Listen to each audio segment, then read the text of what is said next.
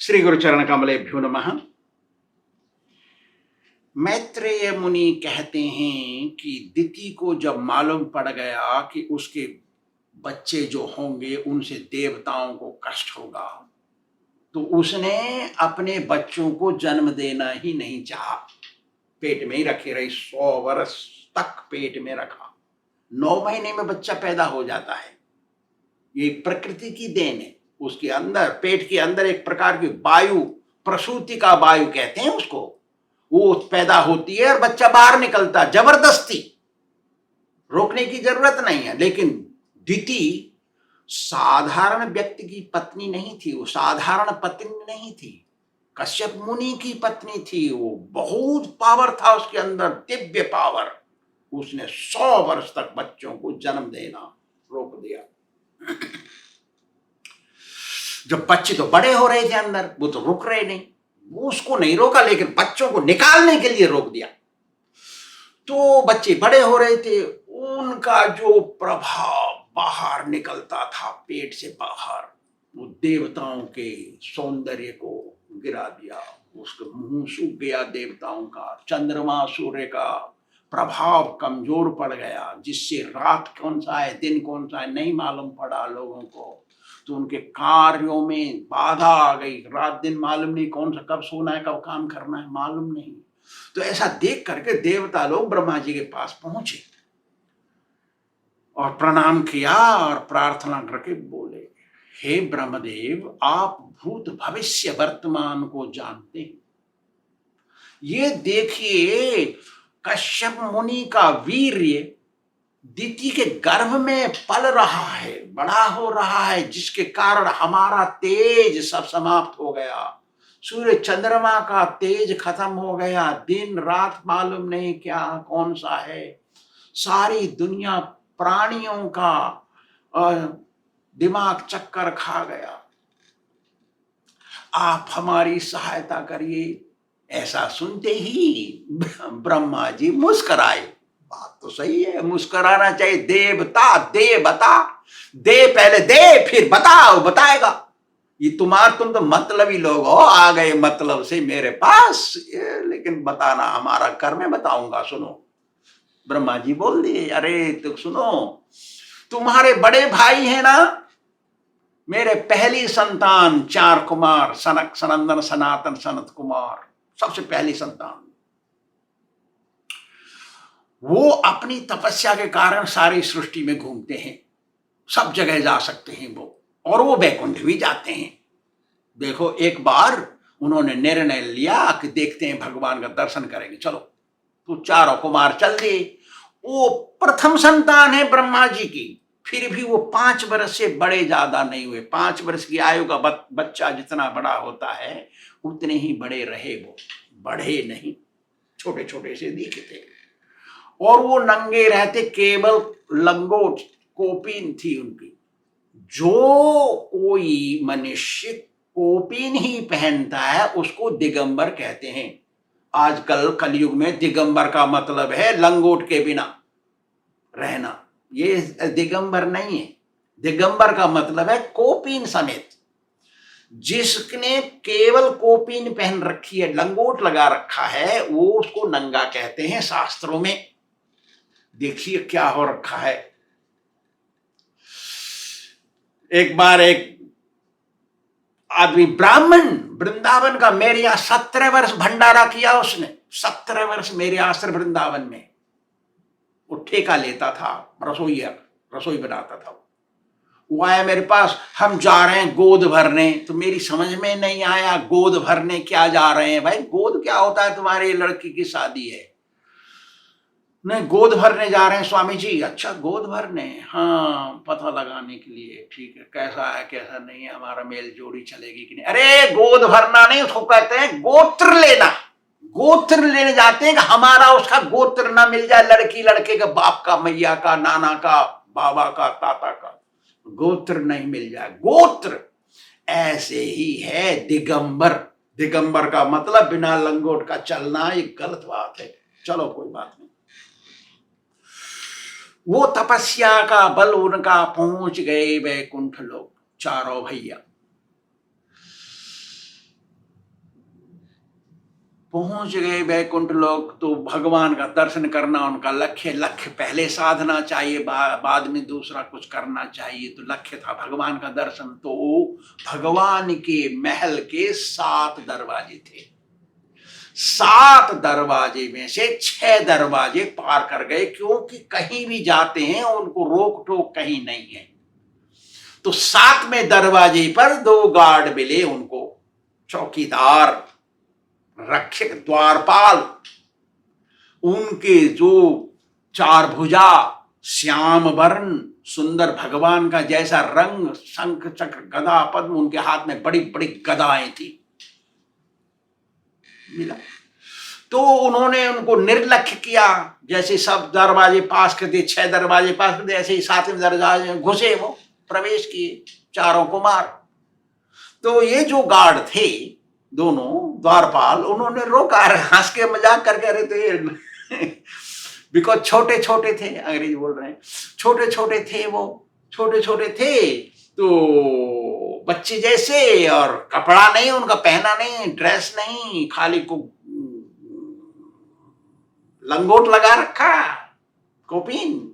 तो रोके उनको, अरे रुको बच्चों, वो बच्चे नहीं, अब ब्रह्मा जी के प्रथम पुत्र हैं, प्रथम, सबसे बड़े, ब्रह्मा जी के बाद वही हैं बड़े, उनसे बड़े केवल ब्रह्मा जी हैं, सबसे बड़े पुत्र हैं वो, नारद जी से भी बड़े हैं वो।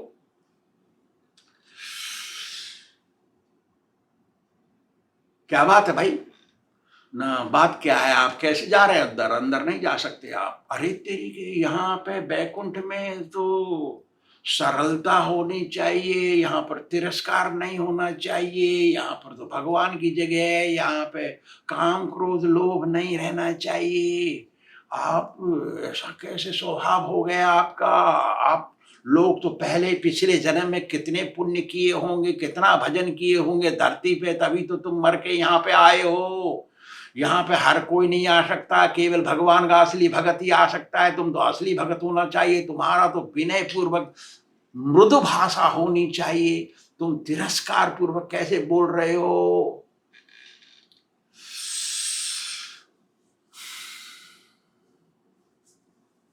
वैष्णव से कभी हंसी मजाक नहीं करनी चाहिए, वैष्णव से कभी शकुनी जैसा व्यवहार नहीं करना चाहिए, घुमा फिरा के बात, बहुत बड़ा अपराध लगता है। वैष्णव को तो सीधे दिल से बातचीत करनी चाहिए। यदि वो गुरु हैं, वैष्णव गुरु हैं तुम्हारे, तो उनसे और अच्छे से बात करना, दिल खोल के बात करना चाहिए, कपट नहीं रहना चाहिए। कपट किसको कहते हैं? बोले कुछ और सोचे कुछ और, बोले कुछ, कहे कुछ, बतावे कुछ और करे कुछ और, उसको कहते हैं कपटी।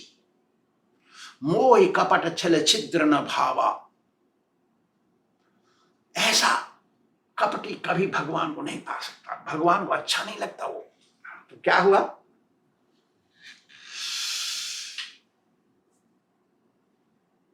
ये चारों कुमार दुर्व्यवहार के योग्य नहीं थे, वो सब जगह जाते थे, लेकिन भगवान की ऐसी इच्छा थी कि उनके साथ दुर्व्यवहार हो जाए, भगवान को युद्ध करने की इच्छा।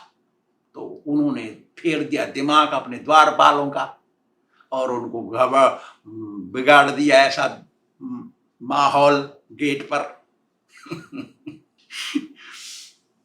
तो ये चारों कुमार गुस्से में आ गए। उनमें से 3 कुमार ज्यादा गुस्से हो गए, उनके लाल आंखें हो गई, सनक सनंदन सनातन 3।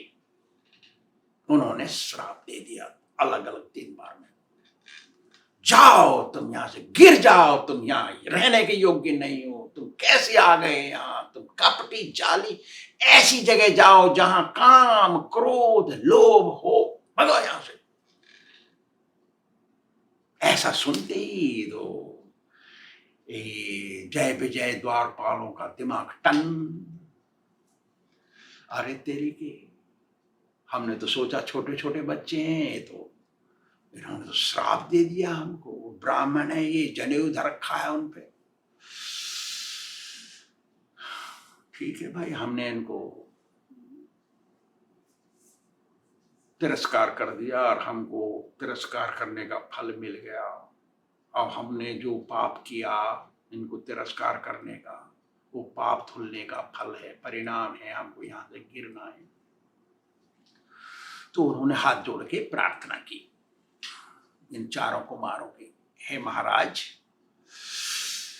हमारे अपराधों का दंड तो हमें मिल गया। कभी ब्राह्मण क्रोध कर दे, उसको सहन करना चाहिए, उनसे विनम्रता से बात करना चाहिए। ब्राह्मण क्रोध कर दे, ब्राह्मण क्रोधी होता है स्वभाव का, और उसके मुंह में वज्र रहता है, उसकी वाणी।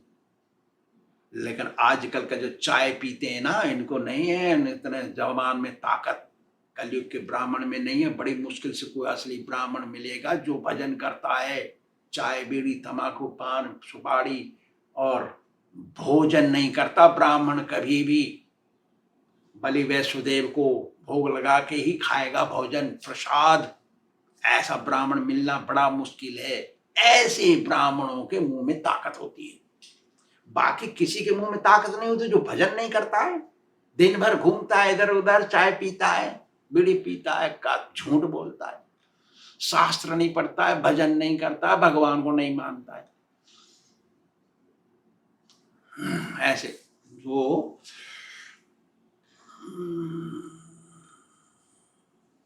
ठीक है महाराज, आपके वज्र वचनों से हमारे पाप धुल जाएंगे, हमने पाप कर दिया।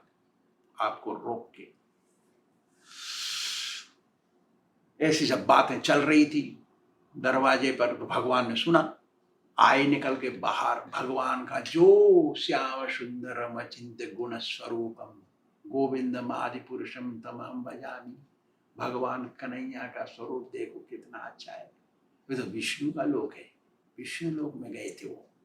कन्हैया तो उनका भी बाप है, तो कन्हैया कितना सुंदर होगा।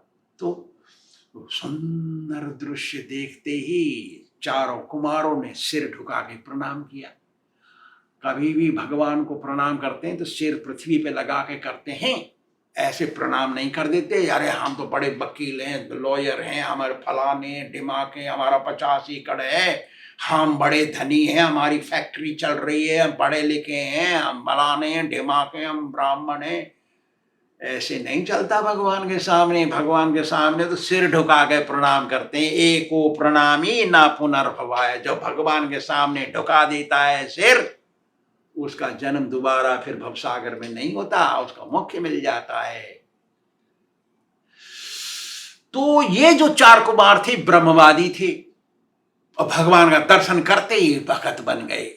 भगत सबसे बड़ा होता है। ब्रह्मवादी उसको कहते हैं जो तिलक नहीं लगाता है, या त्रिपुंड लगाता है, रुद्राक्षे पहनता है, या कंठी नहीं पहनता है, चुटिया नहीं रखता है, भजन नहीं करता है, उसको ब्रह्मवादी कहते हैं। ये ज्ञानी होते हैं, इनको ये ज्ञान, वेद पढ़ते हैं बस। वो तिलक नहीं लगाते, भजन नहीं करते, त्रिपुंड लगाते हैं ये लोग, उनको ब्रह्मवादी कहते हैं। तो ये चारों कुमार ब्रह्मवादी थे। भगवान को देखते ही उनके चरण से निकली हुई तुलसी की गंध उनके नाक में घुसी, वैष्णव बन गए वो। देखिए क्या कहते हैं भागवत में मैत्रेय मुनि, तस्यारविंद नयनस्य पदारविंद किंजल मिश्र तुलसी मकरंद वायु अंतर्गत स्वविवरेण चकार तेषां संख्योहमक्षरजुषामपि चित्त तन्वो। ओ भगवान जो थे सुंदर थे, पीतांबरधारी, उन्होंने बनमाला पहनी हुई और उनके चरणों में तुलसी, चंदन लगा हुआ तुलसी। भगवान का भगत अर्पण करता है चरण में तुलसी। वो मकरंद वायु, उसकी गंध सुगंध आई, और वायु माने हवा ने लेकर के उनके नाक में घुसेड़ी। ये चारों कुमार ब्रह्मवादी छोड़ करके बन गए भगत भगवान के। तो भगवान का भगत सबसे बड़ा होता है। इससे बड़ा भगत से बड़ा कोई नहीं होता है। भगवान का जो भजन करता है वो सबसे बड़ा है। भक्ता पाय भक्त्या माम अभिजानाति, सो इत्यादि। भगत सबसे बड़ा होता है। तो वो अपने को नहीं संभाल पाए, चारों कुमार ब्रह्मवादी थे ना, भगत लुढ़क गए कन्हैया भगवान के चरणों में, कहा कि भैया हम तो भगत बनेंगे, आपके चरणों में ध्यान लगाएंगे। फिर उन्होंने, चारों कुमारों ने हाथ जोड़ के अनेक प्रकार की प्रार्थनाएं की और कहा, हे भगवान, आपको वही समझ सकते हैं जो आपकी भक्ति करते हैं, जिनके दिल में भक्ति है। दिल से करनी चाहिए भक्ति, दिखावे के लिए नहीं।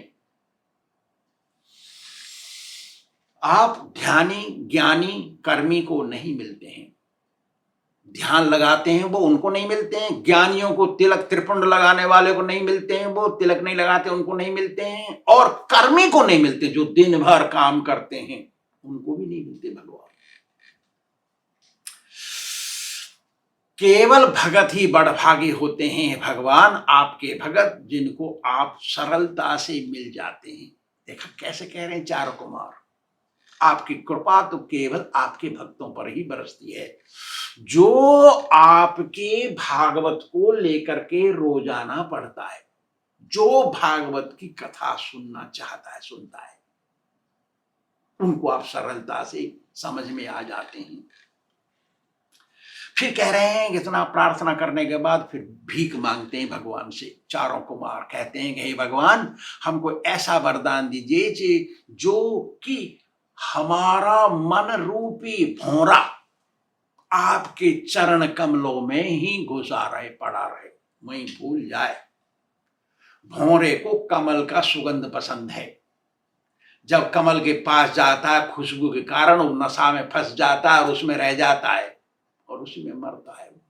जब रात को कमल बंद हो जाता है, भौरा बाहर निकलना भूल जाता है और उसी में मर जाता है, सांस नहीं चलती उसकी, हवा बंद। ऐसे ही हे भगवान, हमें वरदान दीजिए कि हमारा मन रूपी भौरा उसी में फंस जाए और वहां से निकले नहीं, वहीं मरे। देखा, हम मांगते हैं धनम देहि, रूपम देहि, यशो देहि, क्या देहि। इसलिए ब्राह्मणों को दूर से नमस्कार करना चाहिए। आजकल ब्राह्मण ऐसे ही होते हैं, बीड़ी पिएंगे, तंबाकू खाएंगे, झूठ बोलेंगे, दुकान में बैठेंगे, फलाना करेंगे, ढिमाका करेंगे। वैष्णव को प्रणाम करना चाहिए। ब्राह्मण यदि वैष्णव है उससे अच्छा और कोई नहीं है, वही भूसुर है, भूमि का देवता। नियम से रहना चाहिए। जिनके शुद्ध हृदय हो गए हैं हे भगवान, उन्हीं को आप मिलते हैं, और भक्ति करने से शुद्ध हृदय का मल धीरे धीरे निकल जाता है और एक दिन शुद्ध हो जाता है। तो ऐसा एक श्लोक मिलता है भक्ति रसामृत सिंधु में, ज्ञानतः सुलभा मुक्ति। मुक्ति तो सरलता से मिल जाती है इन ज्ञानियों के लिए, क्योंकि ज्ञान का अर्जन करते हैं। भुक्ति यज्ञादि पुण्यतः, स्वर्गलोक सरलता से मिल जाता है। थोड़ा दान पुण्य कर लो, मंदिर में जाओ, वहां ढोक लगा दो, कपड़ा बांट दो, भोजन करा दो, तीर्थों में घूम आओ, इससे स्वर्ग मिल जाता है। बहुत सरल है। वो सब वापस आते हैं दोबारा इस सृष्टि में, जन्म मरण के चक्कर में फंसे रहते हैं। लेकिन क्या कहते हैं, सेयम साधन साहस्रे हरि भक्ति सुदुर्लभा। हरि भक्ति नहीं मिलती किसी को, करोड़ों साधनों से नहीं भी, करोड़ों पुण्य के साधन से भी भक्ति नहीं मिलती। केवल गुरु कृपा से भक्ति मिलती है। असली गुरु तुमको मिल गया, तुम्हारा ठिकाना सही है, तुम्हारा मार्ग सही है, तुम्हारी इच्छा पूर्ण होंगी। को किसको नहीं मिलती? जन्म कोटि सुकृति वीर्य लभ्यते। करोड़ों जन्मों के पुण्य से भी भक्ति नहीं मिलती। भगवान का भजन करना, सबका मन नहीं लगता भजन करने से। गुरु मिल जाता, असली असली असली चेला मिलना मुश्किल है। कलयुग है ये। गुरु असली मिल गया, चेला असली नहीं है। उसको भजन करने में मन नहीं लगेगा, यद्यपि उसका गुरु सही है तो भी वो भजन नहीं करेगा, वो गुरु की बात नहीं मानेगा। वो नहीं, गुरु कैसे मर जाए जल्दी, ये मरे तो हम जैसे चाहे वैसे करेंगे। हम ही सही है ऐसा सोचेगा वो। कहाँ है वो शिष्य जो गुरु की बात पर चलता है? वही है करोड़ों जन्मों का पुण्य कमाया हुआ वो भगत जिसको भक्ति मिल गई है। गुरु की सहायता से भगवान अवश्य मिलेंगे ऐसे शिष्य को। धन्यवाद। श्री राधा गोविंद भगवान की